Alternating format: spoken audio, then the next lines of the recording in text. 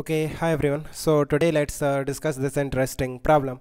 So it says a tunnel is dug along a chord of the earth at a perpendicular distance r by 2 from the earth center.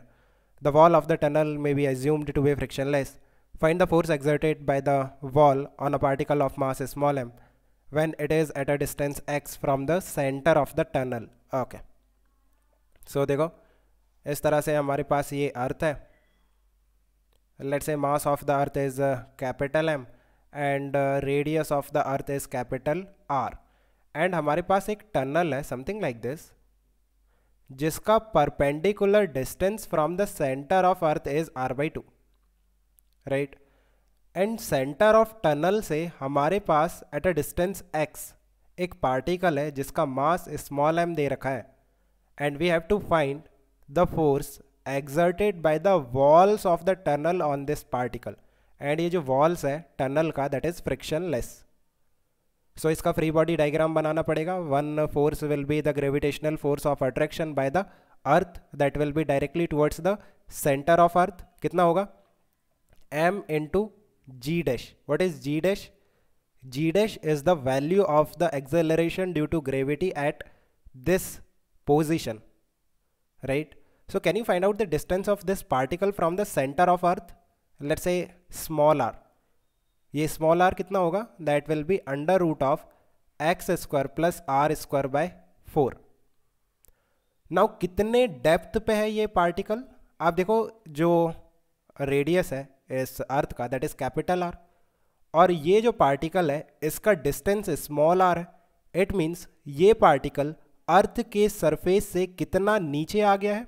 That is capital R minus small r, that is the value of depth. कितने depth पे है ये particle? Like आप देखो जो distance है particle का from the center of earth that is small r और total radius कितनी है? capital R. So कितनी height नीचे आ गया ये अर्थ surface के? That is capital R minus small r.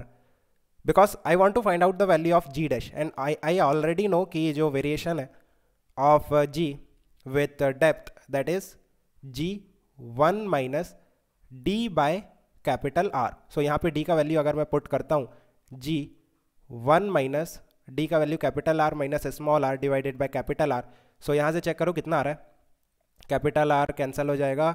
So that is simply small r by capital R into g, right. So this is the value of g dash. सो जो gravitational force of attraction लगेगा इस particle पे directly towards the centre of earth that will be simply F g. और ये जो F G है इसका वैल्यू कितना होगा? m into g dash and m into g dash का वैल्यू है small r by capital R into g. आप चाहो तो कैपिटल ये जो g है इसका स्मॉल g इसका वैल्यू भी पुट कर दो capital G mass of earth divided by radius of earth square. So this is the gravitational force of attraction on this particle directly towards the center of earth. Now इसका अगर हम free body diagram draw करते हैं so देखो कुछ इस तरह से दिखेगा. ये आपका x है और ये जो distance है that is capital R by 2. यहाँ पे ये particle है जिसका mass small m है और इस पे gravitational force of attraction है इस तरह से directly towards the center of earth, right?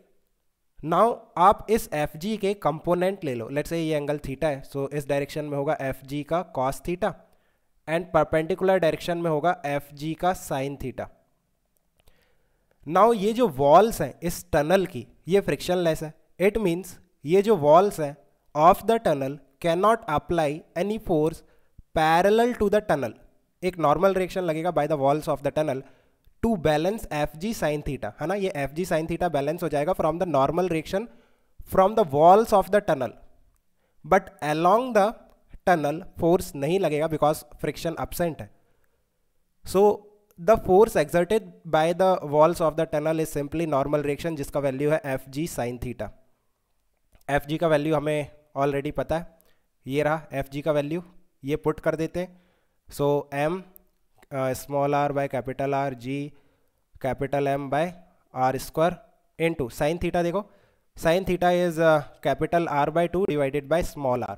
यहाँ से चेक करो sine theta is capital R by 2 divided by this distance which is small r. So इसे सॉल्व कर लो.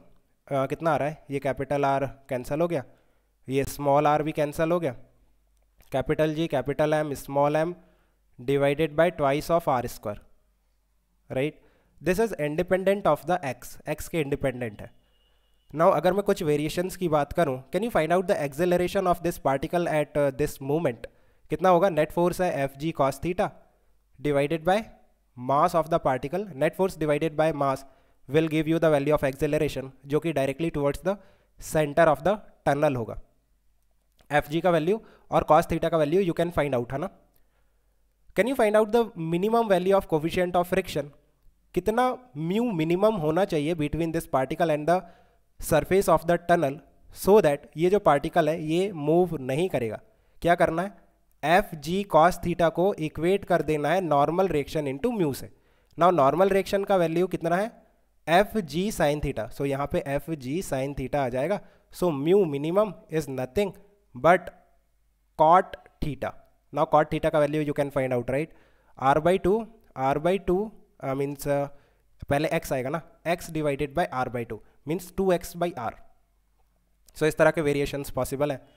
So I think you have understood. Let me know if you still have any confusion. We can discuss further. Okay guys, keep working hard. Best of luck. Bye.